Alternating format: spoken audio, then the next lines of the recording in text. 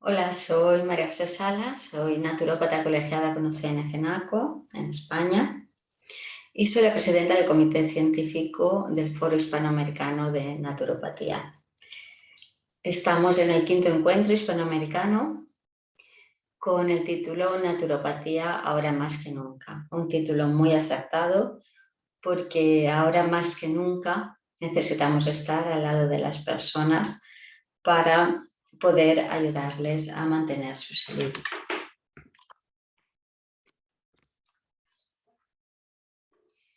La ponencia, cuando pensé de qué tratar, como en nuestro programa de YouTube de Ciencia Naturopática tratamos los diferentes tipos de investigaciones científicas y las tecnologías naturopáticas, pensé en buscar algo que tuviese algún tipo de relación.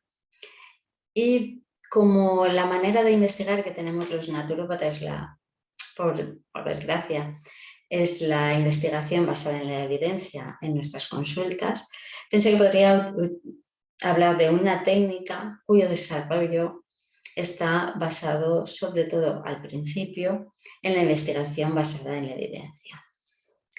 Por lo que mi ponencia trata de, a ver si me deja pasar, vale, auriculopuntura empleada como modalidad naturopática. La auriculopuntura es una técnica que se ha ido desarrollando a lo largo de los años y continúa en el proceso de desarrollo como muchísimas otras técnicas, pero que sus inicios fueron así, con una investigación basada en la evidencia en consulta. Por lo tanto, ver su desarrollo nos puede dar una idea de cómo una técnica puede ir creciendo utilizando este tipo de investigación, sobre todo en consulta. Vamos a ver un poquito de historia de la auriculopuntura. La historia, como sabéis, ¿no? La acupuntura pues es una técnica que se utiliza, que es china, que es una técnica china, y que utiliza mucho los meridianos, los 12 meridianos, los 6 yin y los 6 yang, y que van relacionándolos con diversos desequilibrios del organismo. Por lo tanto, en China, en el libro Niqin, el canon del emperador amarillo, ya se habla de la conexión de la aurícula con el resto del cuerpo. En diversos capítulos de este libro encontramos referencia a esta conexión. Por ejemplo, en un capítulo nos pone todos los vasos se congregan en el oído. Ya está definiendo que hay una relación directa entre todo el organismo y lo que es la aurícula. En otro capítulo nos comenta en cuanto a las enfermedades del hígado, cuando hay deficiencia, los oídos no pueden oír. Una relación directa entre el hígado y lo que es la audición. Cuando el ki es rebelde, hay dolores de cabeza y los oídos son sordos. Es decir, una relación directa entre hígado, dolores de cabeza y la audición.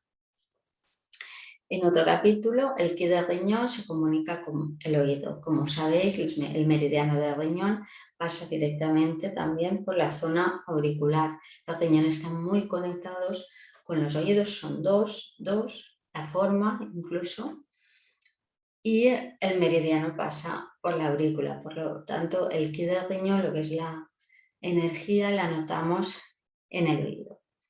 En otro capítulo nos dice el corazón se abre en el oído. Por lo tanto, vemos que aquí hay diferentes órganos, hígado, riñón, corazón, vísceras, dolores de cabeza, que se van relacionando y sobre todo en la primera referencia, todos los vasos se congregan en el oído. Esto ya se decía en Enelki. Después tenemos a Pianke, que fue el primer hombre que se especializó en el estudio de la oreja y su función equilibradora del organismo. Esto lo hizo en el año 400 a.C. Antes de Cristo ya se tenía muchísimas referencias se sabe que en Egipto también se utilizaban.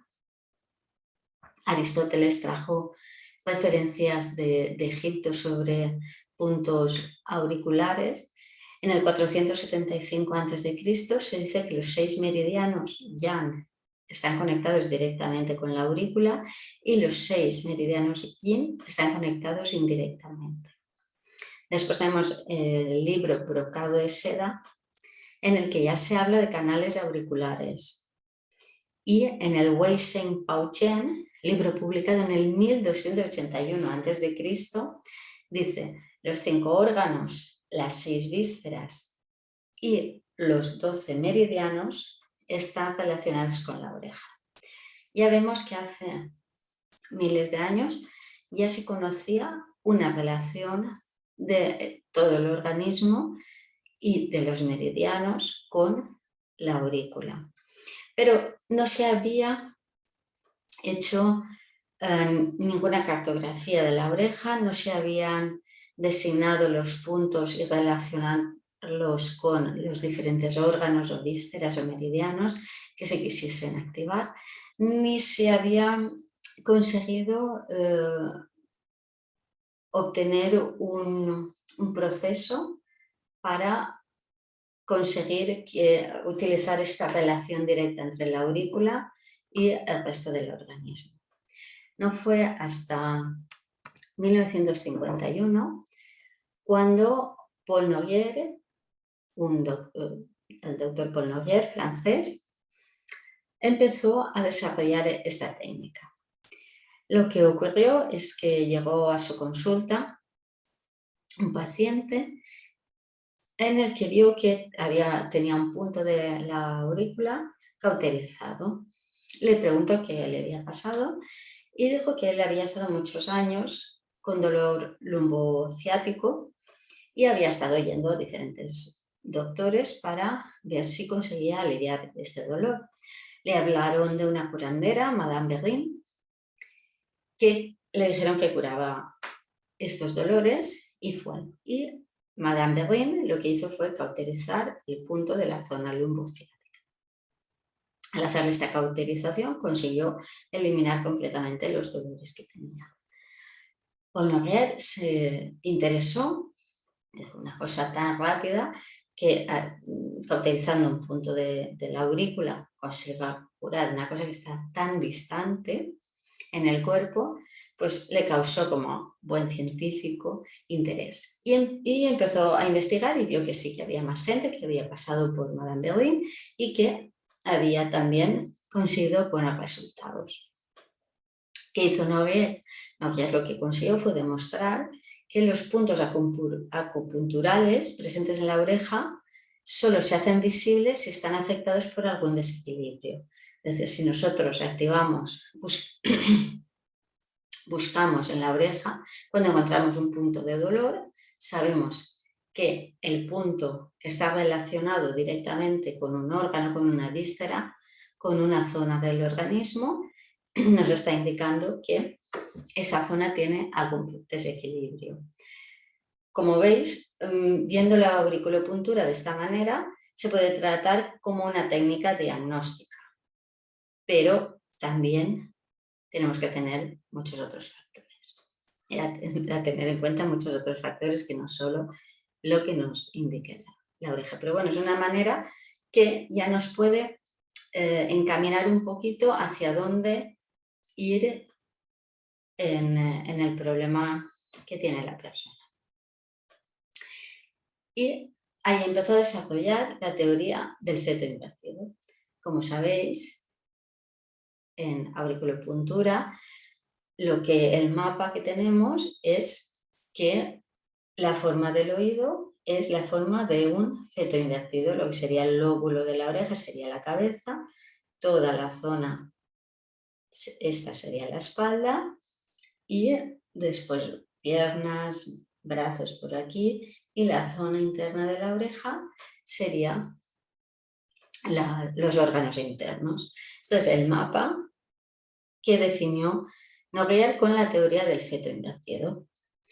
Claro, Noguer pensó, la acupuntura, estoy activando los puntos o con moxas o con agujas de acupuntura o con chinchetas, que es una técnica de acupuntura, pues los estudios que había realizado, que había podido realizar, se los enseñó a los chinos y coreanos en 1960. Se los enseñó a los chinos y a los coreanos. Y en 1960 estos aceptaron la teoría del feto invertido de Navier.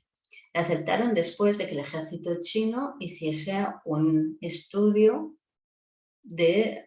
exhaustivo de los puntos y de la teoría del feto invertido de Navier. Por lo que los chinos incorporaron la auriculopuntura dentro de la técnica de acupuntura. Ya dentro. Ellos también hicieron su cartografía de la oreja, basándose en todos los estudios que había hecho Navier, y que también tuvieron aportaciones del doctor René Bourdieu, que escribió 2 libros, Elements de auriculoterapia y Auriculosomatología, y del doctor Jacques Niboyet. El doctor Niboyet es el inventor del electroacupuntor.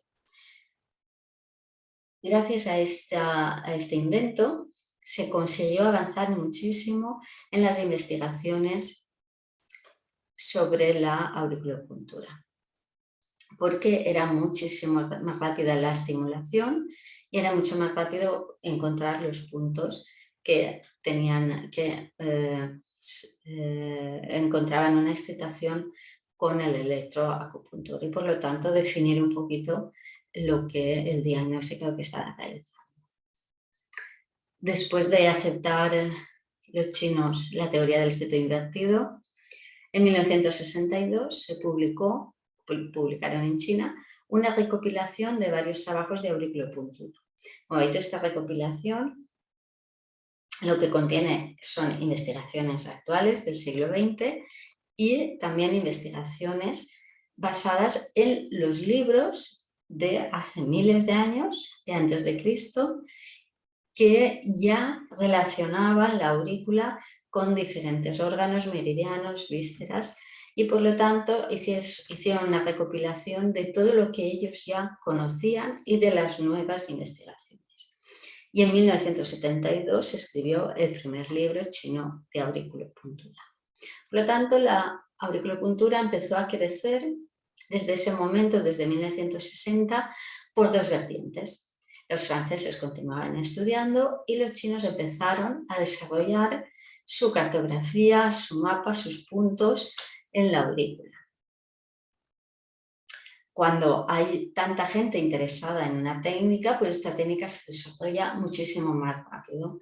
Y ya teníamos la técnica y alguna aparatología que nos podía ayudar en el proceso de conocimiento del funcionamiento de esta nueva técnica que habían encontrado. A mí lo que me ocurrió con la auriculopuntura, y por eso digo que es una técnica que es clara de investigación basada en la evidencia, fue que yo estudié auriculopuntura con la cartografía china. Estudié con la cartografía china, pero no le incorporé enseguida a los procesos a las técnicas que utilizaba diariamente en consulta. No fue hasta que al cabo de unos años de empezar a trabajar, trabajaba en una empresa y nos propusieron que ya que sabíamos utilizar esta técnica, que la utilizásemos diariamente, pues como apoyo, ¿no? Pues a una persona pues, que venía muy nerviosa o que en ese momento tenía dolor de cabeza o en ese momento le dolía el pie, pues ya que sabíamos utilizar esta técnica, pues ayudásemos en ese momento, aunque no hubiese venido a tratarse de eso. Entonces empecé a utilizarla, y a mí misma me sorprendió la rapidez con la que actúa esta técnica. Rápidamente los resultados son prácticamente inmediatos o un resultado total en pocas sesiones. Lo que me sorprendió al cabo de de los meses de estar trabajando con esta técnica, porque al final pues ya me arriesgaba más, iba repasando la cartografía. Mira, tengo este problema también, me han dicho que puedes ponerme para tal cosa y tal. Y empezaba pues a ampliar los puntos que utilizaba. Hasta que de repente un día en consulta me llega alguien y dice, uy, qué bien me ha ido lo que me has puesto para el dolor de pie que tengo en este momento. Miré su ficha, todo el informe que tenía de ella y yo no le había activado ningún punto que tuviese alguna referencia con el pie.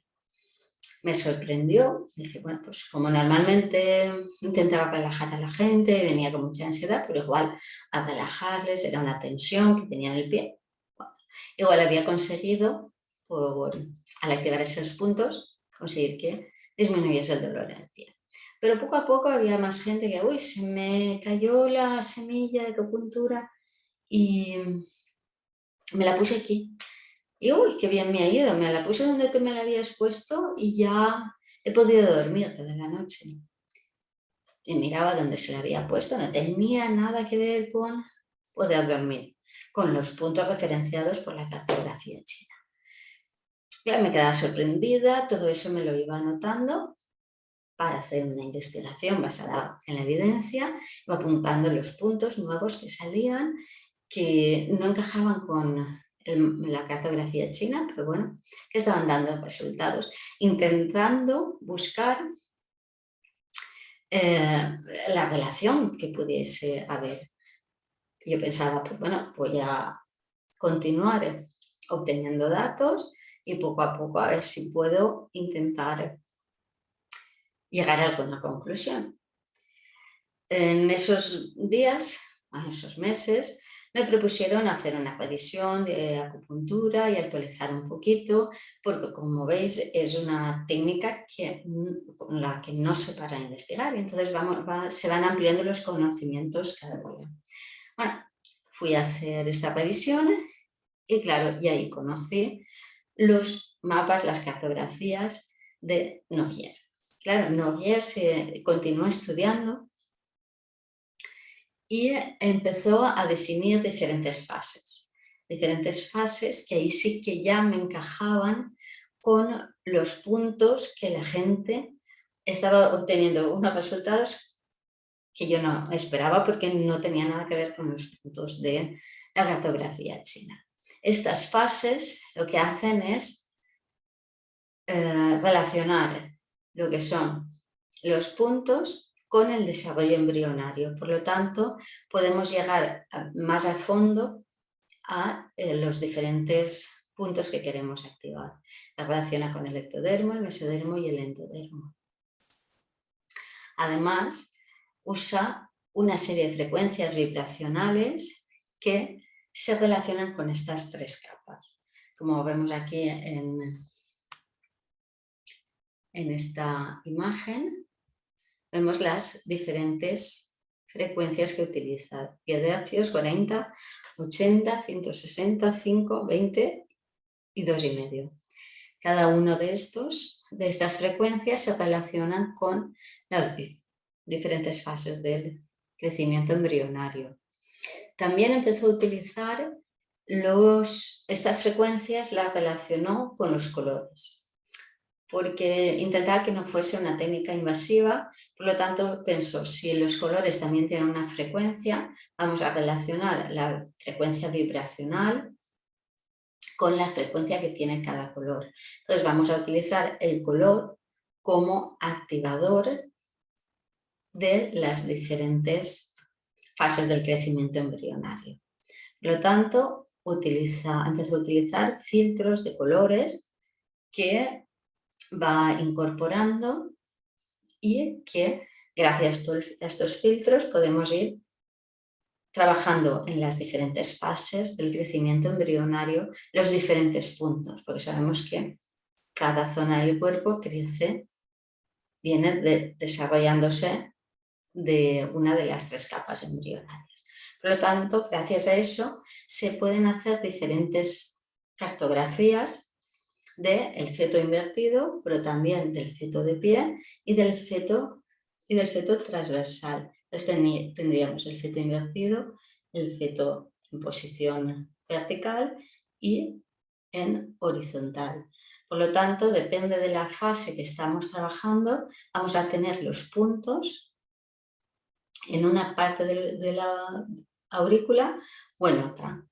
Y esta diferencia de cartografía hace que estemos activando en puntos diferentes el mismo punto reflejo del organismo.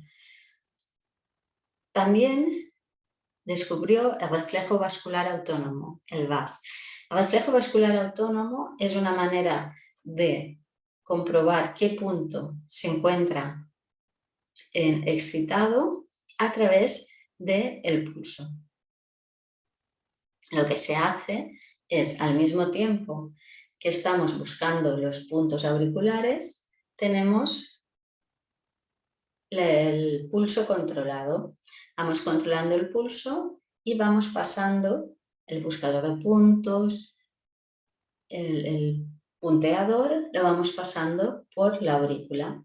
Cuando notamos que el pulso que lo tenemos cogido hace un vacío, ese punto por el que acabamos de pasar, comprobamos que al pincharlo, al puntearlo, tiene dolor y nos está indicando que en ese punto tenemos un desequilibrio.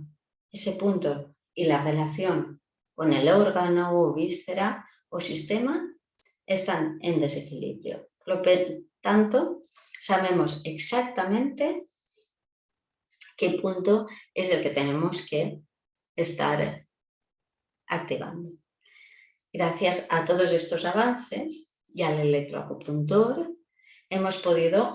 ha podido hacerse investigaciones científicas que ya no sean basadas en la evidencia, que podamos comprobar empíricamente. Por ejemplo, gracias a los escáneres se han hecho diferentes estudios viendo la activación de las zonas del cerebro.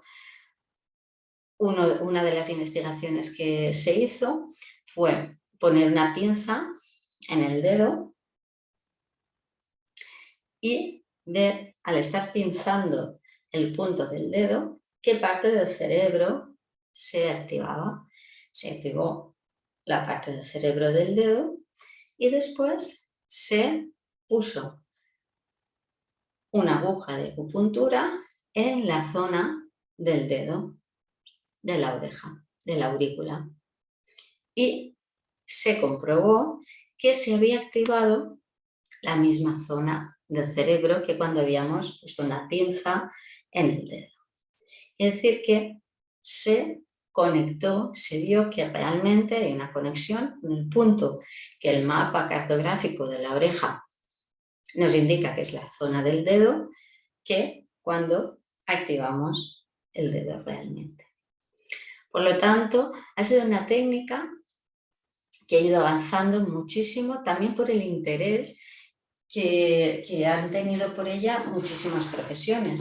No se utiliza solo en naturopatía, sino también en medicina, también hay en enfermería. Por lo tanto, hay muchísimas investigaciones científicas realizadas, tanto que al final se creó el Instituto de Acreditación de Auriculopuntura, que lo que hace este instituto es pues consensuar el nombre de los puntos, consensuar las técnicas que se incorporan a la misma técnica, que al final ya dicen ciencia de auriculopuntura, porque como al mismo tiempo podemos introducir diferentes técnicas dentro de la misma técnica, como la cromoterapia, en láser los pulsos, también podemos hacer pulsaciones continuas o cortas en los puntos para activarlos, es decir, que se están incorporando muchísimas técnicas dentro de la misma técnica de auriculopuntura. Y todo eso se consensa en el Instituto de Acreditación de Auriculopuntura para llegar a ese consenso de que en todo el mundo la nomenclatura sea la misma y el procedimiento sea el mismo. La gente, como es una técnica poco invasiva, continúa haciendo sus propios incorporando diferentes técnicas y supongo que continuará creciendo. Lo importante de esto son dos cosas. No pensar que solo utilizando la auriculopuntura vamos a conseguir que una persona llegue a su estado de salud óptimo. Siempre tenemos que acompañarlo, o al contrario, que sea la auriculopuntura la que acompañe otros procedimientos en naturopatía. Aunque es muy rápida y muy directa los resultados que conseguimos con la auriculopuntura, no vamos a curar, no vamos a sanar a una persona solo con auriculopuntura. Es que la naturopatía es un estilo de vida y tenemos que, como decimos siempre, quitar lo que nos estorbe y poner lo que falta. Por lo tanto, solo con esto no vamos a sanar a una persona. ¿Por qué? ¿Por qué insisto en esto? Porque muchas veces, como la están utilizando otras profesiones, se utiliza muchas veces como en lugar de no te tomes esta pastilla para el dolor de cabeza, te voy a poner los puntos del dolor de cabeza y te vas a encontrar mejor. Vale. Pero, ¿qué pasa? Sabemos que el dolor de cabeza puede estar dado por muchísimas cosas, por unas cervicales en mal estado, por digestiones malas, por problemas de vista. Entonces, tenemos que intentar equilibrar lo que es el cuerpo entero, a todo el cuerpo. No solo paliar lo que es momentáneamente el problema que tenemos. Por lo tanto, la auriculopuntura es una herramienta fantástica para utilizarla, pero no como un medicamento. No vamos a medicalizar en naturopatía lo que es la auriculopuntura. Por lo tanto, es muy importante saber esto y no utilizarla así. Y, en segundo lugar, no quedarnos solo con un mapa, con una cartografía. ¿Por qué? Porque se va extendiendo, se va ampliando el conocimiento sobre la relación de la aurícula con el resto de organismos. Por lo tanto, es una técnica que está aún creciendo, es muy joven, una técnica muy joven de 1960, y necesitamos tener muchísima información. Si vosotros tecleáis en Google auriculopuntura o investigación sobre auriculopuntura, os salen miles y miles y miles de referencias. Si entráis en PubMed, os salen miles y miles de estudios científicos. En Medline, muchísimas referencias de escritos sobre auriculopuntura, muchísimos libros, muchísimos mapas, una técnica que está creciendo y que causa muchísimo interés, despierta mucho interés para todos los interesados en los profesionales de la salud. ¿Por qué? Porque ayuda muchísimo. Por lo tanto, hay que seguir siempre estudiando y avanzando y no dejar nunca de hacer investigación basada en la evidencia. Es muy importante recoger todos los datos en consulta para poder nosotros también seguir avanzando y ampliar la visión de todos estos resultados. Creo que no me he dejado nada. Voy a pasar un poquito. Ah, sí. Sabéis que tenemos diferentes zonas del cuerpo, microsistemas, ¿vale? Tenemos microsistemas en el pie, en las manos, en el rostro y en la aurícula. Al fenómeno que todo el cuerpo se represente en una zona pequeña del mismo se llama somatotopía. Es decir, esa zona de que el todo está en el micro se llama somatotopía. Y en la ciencia que estudia este fenómeno, reflexología. Tenemos la reflexología podal, que también se utiliza mucho, pero realmente la más rápida, la que se está dando más buenos resultados en microsistemas es la auricular, la de auriculopuntura. En 1990, Hiroshi Nakajima, que era el director general de la OMS en ese momento, decía que la auriculopuntura posiblemente es el microsistema más desarrollado en 1990, mayor documentado científicamente y el más práctico y más utilizado. Imaginaos en 1990 que hacía 40 años que Noguer había hecho su teoría del feto invertido. Imaginaros ahora, 30 años después, es decir, ya con 70 años de auriculopuntura, cómo desarrollada y está en este momento. Como os he dicho, hay muchísimas referencias científicas. Si entráis en PubMed o en Medline o en cualquier otra revista, veréis que hay muchísimas referencias y podéis estar buscando y leyendo todas las que más os interesen. Libros hay muchísimos, pero yo para esta ponencia he estado con el Manual Básico de Auriculopuntura de Rafa Pilar Hernández, porque es una revisión, es del 2012 y es una revisión de todo el nacimiento de la auriculopuntura. Por lo tanto, tiene muchísimas referencias científicas. Está más basado en los estudios médicos de Estados Unidos, pero tiene muchísimas referencias científicas. El estudio de Interpsychics del 2003, eficacia de la terapia de la oreja en el tratamiento primario del insomnio, acuerdo con la diagnosis tradicional. Es aquí también es de la diagnosis tradicional, no de una ampliación, de ver que somos un todo. Y después los dos libros de Noguer, de Paul Noguer, Auriculoterapia, Auriculomedicina, El hombre en la oreja, Introducción a la práctica de la auriculoterapia. Y otro estudio que está muy interesante, que es efecto del punto auricular segment en la onda del pulso del volumen digital en sujetos sanos, viendo el VAS, ¿vale? Viendo el pulso cómo va funcionando. Hay muchísimos. Cualquier tema que os interese, pues auriculopuntura, insomnio, auriculopuntura y dolores de cabeza, auriculopuntura, desequilibrio hormonal. Todo eso entráis y veréis que hay miles y miles de estudios y referencias científicas. Espero que con esto os haya despertado las ganas por ampliar vuestro conocimiento sobre la auriculopuntura, de seguir revisando y haciendo revisiones sobre ella. Un fallo que hice yo fue cuando vi en consulta que me pasaban estas cosas, que los puntos no correspondían con la cartografía que había estudiado yo, la china.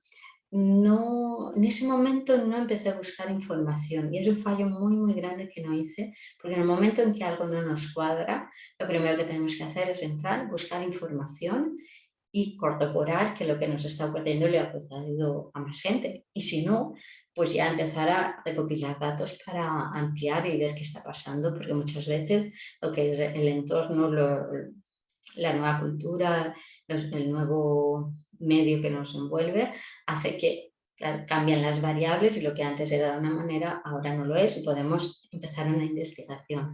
Ese fue mi fallo, gracias a que pude hacer aquella revisión y continuar aprendiendo sobre auriculopuntura. Espero que vosotras continuéis aprendiendo sobre auriculopuntura y sobre todo lo que vosotros veáis que algo que no es como realmente os han dicho que debería ser. Por lo tanto, espero que os haya gustado y que continuéis utilizando esta técnica o empecéis a utilizarla porque es muy útil. Muchas gracias y espero que os haya gustado mi ponencia y todas las que hay en este quinto encuentro hispanoamericano de naturopatía.